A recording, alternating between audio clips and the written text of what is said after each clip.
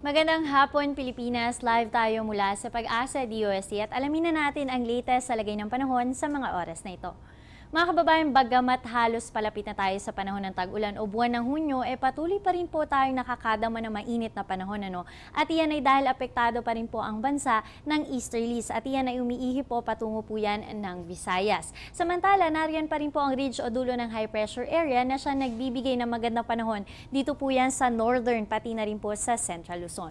Sa mga taga Mindanao naman po ay nariyan pa rin po ang ITZZ o yung Intertropical Convergence Zone na nakakaapekto sa inyo. Mga kababayan ng ITZZ ay para po yung belt na nakapalibot dito po yan sa buong mundo at dito nagsasalubo ang hangin mula po yan sa Hilaga at sa Timog. Sa ganyang proseso ay nabubuo ang mga ulap na siya nagbibigay ng mga pag-ulan dito po yan sa Mindanao.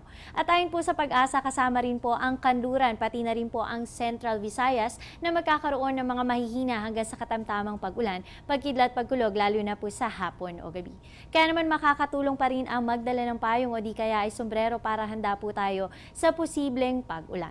Samantala, alamin natin ang agwat ng temperatura pati na rin po ang inaasahang heat index ngayong araw. Alamin natin yan sa aming pagbabalik.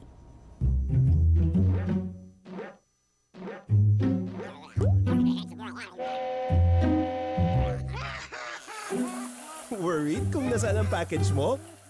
Sa Air 21, worry-free! May real-time SMS updates kaya alam mong status ng padala mo every step of the way. Why worry?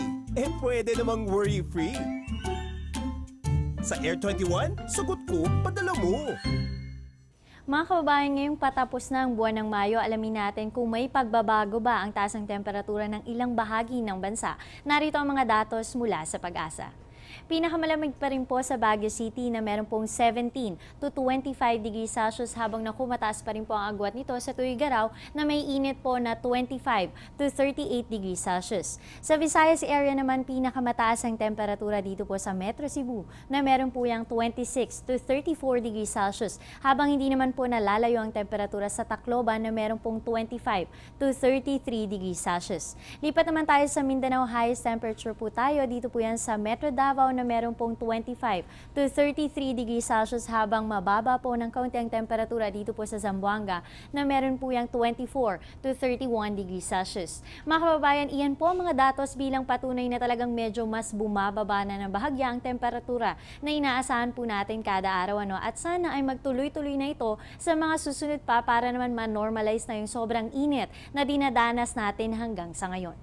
Samantala, para naman sa expected highest temperature at heat index o yung init na mararamdaman ng katawan, sa Metro Manila expect natin na ang taas ng temperatura ay hanggang 35 degrees Celsius at ang inaasahang init na pwedeng maramdaman lalo na po kung nakabilad sa araw ay 39.3 degrees Celsius. Sa Metro Cebu, aasahan natin ang 34 degrees Celsius habang ang katapat na heat index ito ay 38.3 degrees Celsius. Sa Metro Davao naman, 33 degrees Celsius ang inaasahang init ng panahon habang ang pwedeng maramdaman ng katawan ay up to 37.2 degrees Celsius. At yan po ang nakuha natin mga datos mula sa Pag-asa. At sana nga po ay talaga namang maramdaman na natin ang pagbaba ng temperatura sa mga susunod na mga araw.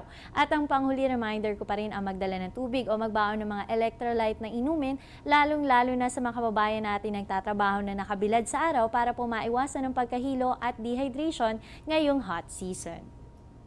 At iyan ang latest mula sa Pag-asa. Manatiling nakatutok sa Panahon TV kung saan walang pinipiling panahon ang pagbibigay impormasyon. Maaari niyo pong bisitahin ang aming website and other social media accounts. At ako po ang nakasama niyo ngayon ng inyong weather darling na si Aubrey Nair na nagsasabing kahit anong panahon, may pag-asang bumangon. Magandang hapon.